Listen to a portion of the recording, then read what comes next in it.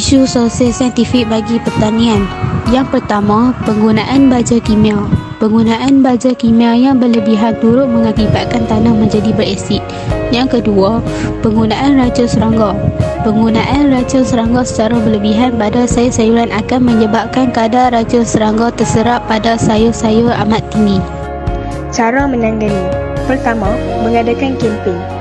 Kempen ini berusaha memberi penekanan dan kesedaran kepada penduduk supaya memanfaatkan ruang yang ada dengan bercucuk tanam bagi keperluan sendiri, melibatkan tanaman jangka pendek seperti lada dan sayur-sayuran.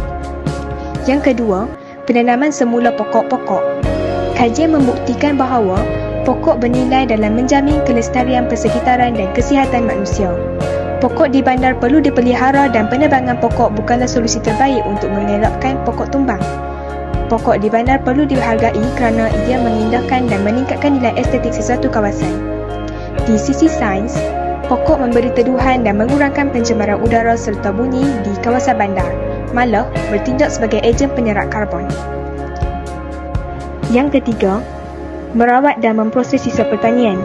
Ia bertujuan bagi mengembalikan baja kompos. Amalan teknologi hijau ini mampu mengawal keseimbangan alam semula jadi. Dan yang terakhir, menggalakkan pengguna membeli produk tani tempatan.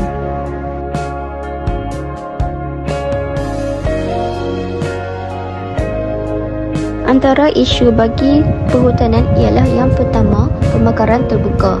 Ia adalah salah satu penyebab utama kepada berlakunya pencemaran udara. Pembakaran terbuka kebanyakannya dikesan berlaku di tapak pelepasan sampah, sisa peladangan serta pembakaran di hutan simpan. Yang kedua, pokok balak ditebang. Pembalakan yang berlebihan akan memberikan impak yang besar kepada alam sekitar dan manusia. Apabila hutan ditebang, pelbagai spesies flora dan fauna akan kehilangan habitat utama. Yang ketiga, penerokaan hutan.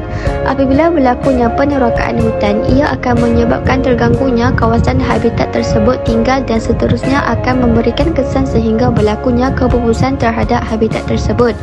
Institut Penyelidikan Perhutanan Malaysia telah menggariskan dua jenis tumbuhan yang diancam kepupusan akibat penerokaan hutan di Sarawak dan Selangor, iaitu keruing layang dan merawan kacing. Akhir sekali, penerokaan hutan boleh menyebabkan peningkatan suhu di negara kita.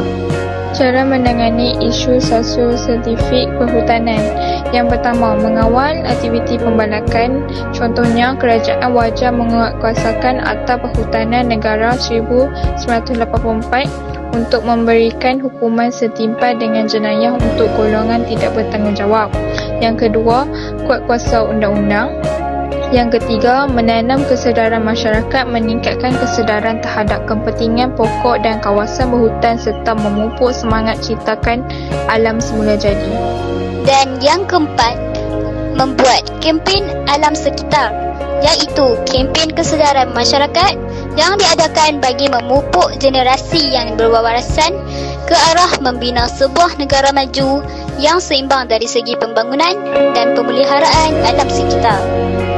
Dan akhir sekali, kesedaran terhadap keperluan dan kepentingan alam semula jadi sebagai satu ekosistem sangat penting dalam kehidupan seharian yang perlu kita terapkan kepada masyarakat.